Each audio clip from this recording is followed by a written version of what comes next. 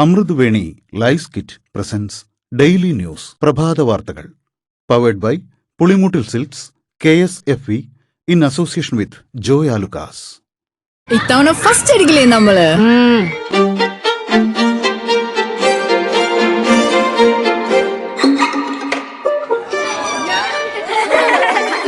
കുട്ടികൾക്കൊക്കെ പെയിൻ ശല്യം ഉണ്ടാകും. അതുകൊണ്ട് ലൈസ് കിറ്റ് ഉപയോഗിച്ച് ക്ലാസ്സിൽ വരാൻ പ്രത്യേകം ശ്രദ്ധിക്കണം. ലൈസ് കിറ്റ് ലൈസ് റിമൂവർ പെയിൻ ശല്യത്തിൽ നിന്നും ഉടനടി ആശ്വാസം. നമസ്കാരം, ഞാൻ ഡെയ്സി ബിജു. ഡെയിലി ന്യൂസിന്റെ പ്രഭാത വാർത്തകളിലേക്ക് സ്വാഗതം.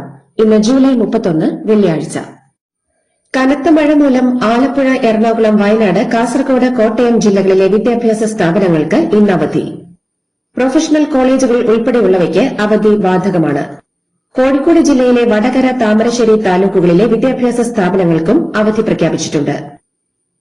LDF ഭരണകാലത്തെ PSC നിയമന തട്ടിപ്പുകളിൽ PSC ചെയർമാൻ അടക്കമുള്ളവരെ ക്രൈംബ്രാഞ്ച് ചോദ്യം ചെയ്യും. ആസൂത്രണ ബോർഡിൽ ഉന്നത പദവിയിൽ നിയമനം നേടിയ CPM നേതാവ് 4 ചോദ്യങ്ങൾക്ക് ഉത്തരം എഴുതിയിരുന്നില്ല.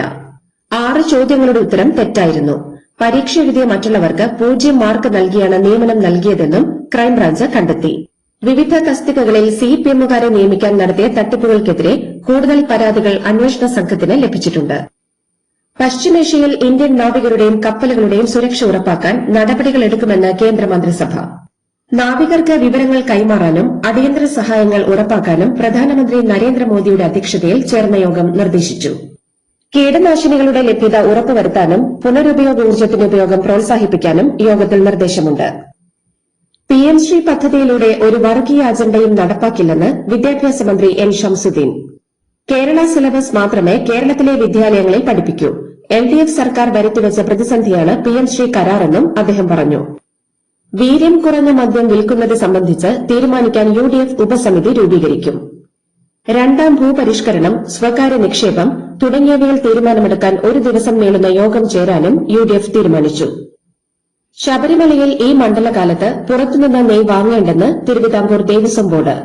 അരവണ നിർമ്മാണത്തിനായി ഭക്തർ കൊണ്ടുവരുന്ന നെയ് മാത്രം ഉപയോഗിച്ചാൽ മതിയെന്നാണ് തീരുമാനം. നെയ് ശുദ്ധീകരിക്കാൻ ശബരിമലയിൽ പ്ലാന്റുണ്ട്. LDF ഭരണകാലത്ത് നെയ്മയിൽ നിന്ന് വാങ്ങിയ നെയ് മറച്ചുവിറ്റ് ഗുണനിലവാരം കുറഞ്ഞ നെയ് ശബരിമലയിൽ ഉപയോഗിച്ചതിനെക്കുറിച്ച് അന്വേഷണം പുരോഗമിക്കവെയാണ് ബോർഡിന്റെ തീരുമാനം. ആധാരം എഴുത്തുകാരുടെയും പകർപ്പെഴുത്തുകാരുടെയും സ്റ്റാമ്പ് അംഗങ്ങളുടെയും ക്ഷേമനിധി അംഗങ്ങൾക്കുള്ള ഓണക്കാല ഉത്സവ ബത്ത 6000 രൂപയാക്കി സംസ്ഥാന സർക്കാർ വർദ്ധിപ്പിച്ചു. രജിസ്ട്രേഷൻ വകുപ്പ് മന്ത്രിയും ക്ഷേമനിധി ബോർഡ് ചെയർമാനുമായ OJ ജനീഷിന്റെ അധ്യക്ഷതയിൽ ചേർന്ന യോഗത്തിലാണ് ഈ തീരുമാനം. നേരത്തെ 5500 രൂപയായിരുന്നു ഉത്സവ ബത്ത. അനുമതിയില്ലാതെ വിദേശയാത്ര നടത്തിയ ADGP S. ശ്രീജിത്തിന് അനുകൂലമായി സർക്കാർ സമർപ്പിച്ച റിപ്പോർട്ട് ഹൈക്കോടതി തള്ളി. റിപ്പോർട്ട് നൽകിയ ആഭ്യന്തര വകുപ്പ് മുൻ അഡീഷണൽ ചീഫ് സെക്രട്ടറിയും നിലവിലെ ചീഫ് സെക്രട്ടറിയുമായ ബിശ്വനാഥ് സിൻഹയെ ജസ്റ്റിസ് ബദറുദ്ദീൻ വിമർശിച്ചു. ശ്രീജിത്തിനെതിരെ ആരോപണങ്ങൾ ഉന്നയിച്ച പരാതിക്കാരനെയും ആരോപണ വിധേയനെയും ഒരുമിച്ച് കേട്ടത് ശരിയായ നടപടിയല്ലെന്നും കോടതി നിരീക്ഷിച്ചു. BSNL സൊസൈറ്റി കള്ളപ്പണ കേസിൽ പ്രതികളുടെ 37.59 കോടി രൂപയുടെ സ്വത്ത് എൻഫോഴ്സ്മെന്റ് ഡയറക്ടറേറ്റ് താൽക്കാലികമായി കണ്ടുകെട്ടി. കേസിലെ 16 പ്രതികളുടെ ഉടമസ്ഥതയിലുള്ള 120 സ്ഥാവര വസ്തുക്കളാണ് കണ്ടുകെട്ടിയത്. 300 കോടി രൂപയിൽ അധികം തട്ടിപ്പ് നടന്നെന്നാണ് കണ്ടെത്തൽ.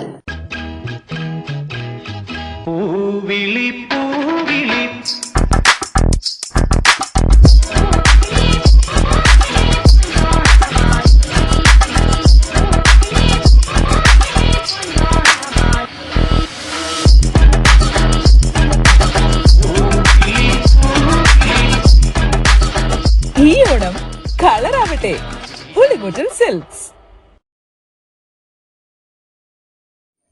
സംസ്ഥാനത്തെ 37 സ്വർണ്ണ വ്യാപാര സ്ഥാപനങ്ങളിൽ GST എൻഫോഴ്സ്മെന്റ് ഇന്റലിജൻസ് വിഭാഗത്തിന്റെ നേതൃത്വത്തിൽ റെയ്ഡ്. നികുതി വെട്ടിപ്പ് കണ്ടെത്താനാണ് ഉച്ച മുതൽ വൈകുന്നേരം വരെ പരിശോധന നടത്തിയത്. ആലപ്പുഴ രക്ഷാപ്രവർത്തന കേസ് അട്ടിമറിച്ചതിൽ 3 DYSPമാർക്കെതിരെ വകുപ്പുതല അന്വേഷണത്തിന് സർക്കാർ ഉത്തരവ്.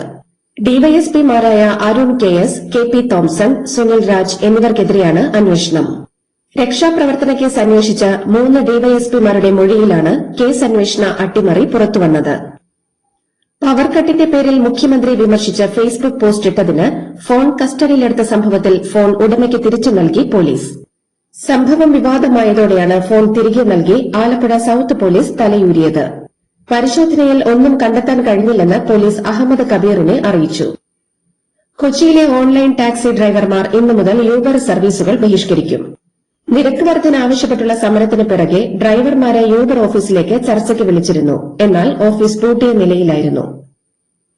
PM ശ്രീയിൽ LDF സർക്കാർ ഒപ്പിട്ട കരാറിൽ നിന്ന് പിന്മാറാനാകില്ലെന്ന് UDF കൺവീനർ അടൂർ പ്രകാശ്.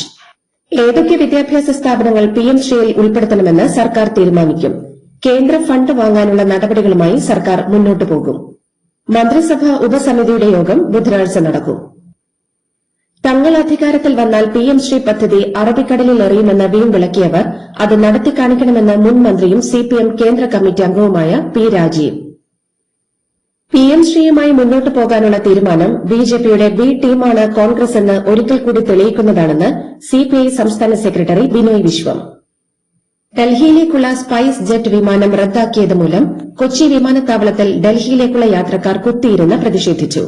രാത്രി 10-ന് പുറപ്പെടേണ്ടിയിരുന്ന വിമാനം പുലർച്ചെ 2-ന് പോകൂവെന്ന് രാത്രി 11-ന് അറിയിച്ചതാണ് പ്രകോപനത്തിന് കാരണം. റെയിൽവേ സ്റ്റേഷനുകളിൽ ക്യൂവിൽ കാത്തുനിൽക്കാതെ യാത്രക്കാർക്ക് അധിക ലഗേജുകൾ ഇനി ഓൺലൈനായി മുൻകൂട്ടി ബുക്ക് ചെയ്യാം. ഇതിനായുള്ള പുതിയ ഓൺലൈൻ സംവിധാനത്തിന് ഇന്ത്യൻ റെയിൽവേ തുടക്കമിട്ടു. www.parcel.indianrail.gov.in എന്ന വെബ്സൈറ്റ് വഴി ഇന്നു മുതൽ അധിക ലഗേജ് ബുക്ക് ചെയ്യാം. തമിഴ്നാട് മുൻ മുഖ്യമന്ത്രി M കരുണാനിധിയുടെ പേരമകളും മുൻ DMK നേതാവും കേന്ദ്രമന്ത്രിയുമായിരുന്ന MK അഴഗിരിയുടെ മകളുമായ കയൽവിഴി അഴഗിരിയെ പോലീസ് അറസ്റ്റ് ചെയ്തു. SBI ബാങ്ക് മാനേജരെ മർദ്ദിച്ച കേസിലാണ് കയൽവിഴിയെ ചെന്നൈ പോലീസ് അറസ്റ്റ് ചെയ്തത്. 2 മണിക്കൂറോളം ചോദ്യം ചെയ്ത ശേഷം അറസ്റ്റ് രേഖപ്പെടുത്തിയ പോലീസ് പ്രതിയെ പിന്നീട് സ്റ്റേഷൻ ജാമ്യത്തിൽ വിട്ടയച്ചു.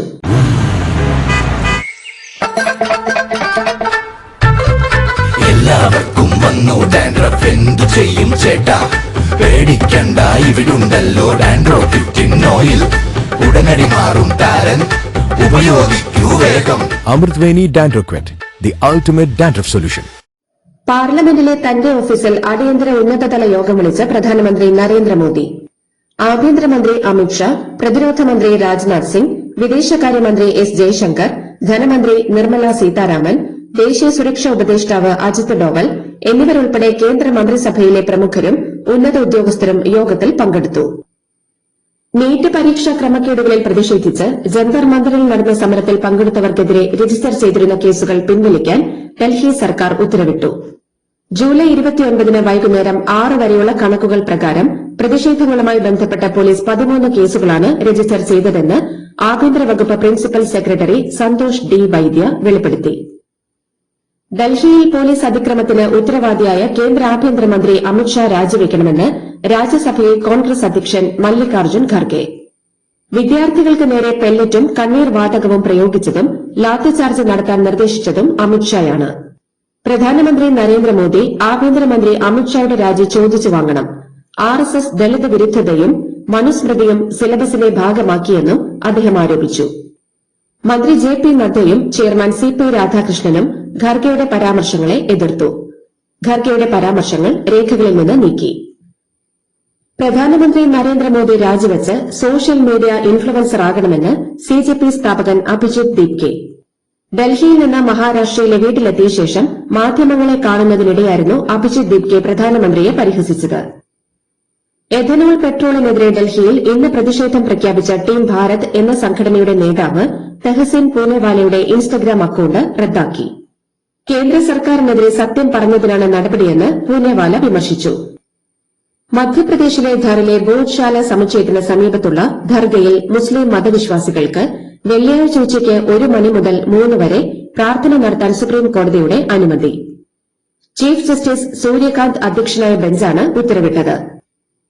പരീക്ഷാ ചോർച്ച തടയുന്നതിനുള്ള പബ്ലിക് എക്സാമിനേഷൻസ് ഭേദഗതി ബിൽ രാജ്യസഭയിൽ അവതരിപ്പിച്ചതിനെ തുടർന്ന് സർക്കാരും കോൺഗ്രസും തമ്മിൽ തർക്കം. 10 വർഷം വരെ തടവും 50 ലക്ഷം രൂപ വരെ പിഴയും വ്യവസ്ഥ ചെയ്യുന്ന ബില്ലിന്മേലുള്ള ചർച്ചയിൽ വിദ്യാർത്ഥി പ്രതിഷേധത്തിനെതിരായ പോലീസ് നടപടിയെ കോൺഗ്രസ് ശക്തമായി വിമർശിച്ചു. അമേരിക്ക ഇറാൻ സംഘർഷം കനക്കുന്നു. 3 F-35 യുദ്ധവിമാനങ്ങൾ തകർത്തെന്ന് ഇറാൻ. റിയാദിൽ സ്ഫോടനം നടന്നതായി ഏജൻസികളുടെ റിപ്പോർട്ട്. ഇന്ത്യൻ ഹോക്കി ടീമിന്റെ പരമ്പരാഗത നീല ജേഴ്സി മാറ്റി കാവി നിറത്തിലുള്ള ജേഴ്സി അവതരിപ്പിച്ച ഹോക്കി ഇന്ത്യയുടെ തീരുമാനത്തിനെതിരെ രൂക്ഷ വിമർശനവുമായി കോൺഗ്രസ് നേതാവ് പ്രിയങ്ക ഗാന്ധി. രാജ്യത്തിന്റെ തനിമയും സ്വത്വവും മാറ്റിയെഴുതാനുള്ള വ്യാപക ശ്രമങ്ങളുടെ ഭാഗമാണിതെന്ന് പ്രിയങ്ക കുറ്റപ്പെടുത്തി. കോമൺവെൽത്ത് ഗെയിംസിൽ ഇന്ത്യയുടെ നീരജ് ചോപ്ര പുരുഷന്മാരുടെ ജാവലിൻ ത്രോയിൽ ഫൈനലിലെത്തി. പുരുഷന്മാരുടെ 110 കിലോഗ്രാം ഭാരദ്വാഹനത്തിൽ ലവ്പ്രീത് സിംഗ് വെള്ളി മെഡൽ സ്വന്തമാക്കിയതാണ് ഇന്നലത്തെ ഇന്ത്യയുടെ മറ്റൊരു പ്രധാന നേട്ടം. വനിതകളുടെ ഡിസ്കസ് ത്രോയിൽ ഇന്ത്യൻ താരം സീമ കാലിരാംന ഇന്നലെ വെങ്കല മെഡലും കരസ്ഥമാക്കി. ബ്രസീൽ ഫുട്ബോൾ ടീം ഇന്ത്യയ്ക്കെതിരെ കൊൽക്കത്തയിൽ കളിക്കും. ഒക്ടോബർ 3 കൊൽക്കത്തയിലെ സാൾട്ട് ലേക്ക് സ്റ്റേഡിയത്തിലാണ് മത്സരമെന്ന് ബ്രസീൽ ഫുട്ബോൾ ഫെഡറേഷൻ സ്ഥിരീകരിച്ചു. ഇന്ത്യൻ ഫുട്ബോൾ ചരിത്രത്തിലെ ഏറ്റവും വലിയ മത്സരങ്ങളിൽ ഒന്നാകും ഇത്. സെപ്റ്റംബർ 25 ടൌൺസ് വില്ലയിലും സെപ്റ്റംബർ 29 ബ്രിസ്ബെയിനിലുമാണ് ഓസ്ട്രേലിയയുമായുള്ള ബ്രസീലിന്റെ മത്സരങ്ങൾ നിശ്ചയിച്ചിരിക്കുന്നത്. ഇതിനുശേഷമുള്ള മൂന്നാമത്തെ മത്സരമാണ് ഒക്ടോബർ 3 കൊൽക്കത്തയിൽ നടക്കുക. ഇതോടുകൂടി ഡെയിലി ന്യൂസിന്റെ ഇന്നത്തെ പ്രഭാത വാർത്തകൾ സമാപിക്കുന്നു. ഡെയിലി ന്യൂസിന് വേണ്ടി വാർത്തകൾ വായിച്ചത് Daisy Biju. Daily news live .in വാർത്തകൾ വിരൽ തുമ്പിൽ.